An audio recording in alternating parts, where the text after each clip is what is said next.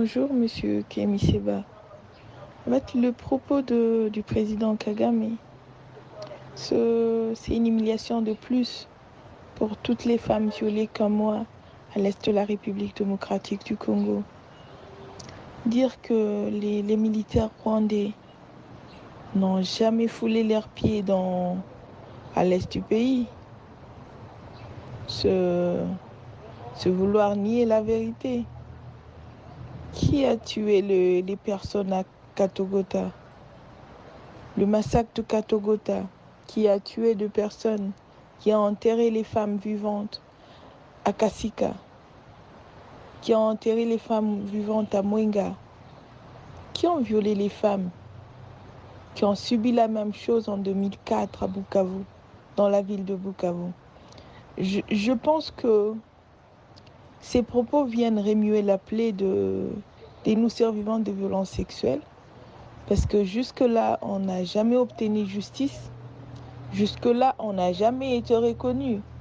Et je pense que c'est le moment que l'État congolais puisse prendre ses responsabilités à main et que sincèrement, il puisse se prendre en charge, quoi. Moi, je pense que ce n'est pas seulement l'humiliation de nous en tant que victimes de ces atrocités, mais c'est en même temps une grande humiliation pour le gouvernement congolais.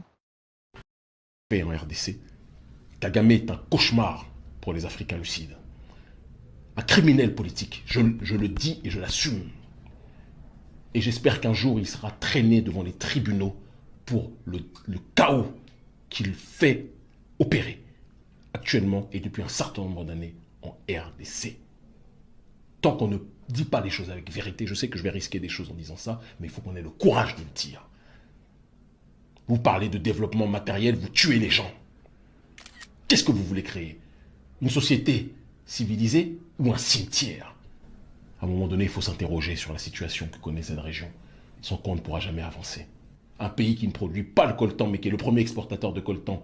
De l'autre côté, le pays voisin qui est complètement détruit à l'est, détruit par la malgouvernance aussi congolaise, entretenue par l'oligarchie rwandaise, disons-le, et par la corruption congolaise. Ces choses-là doivent changer.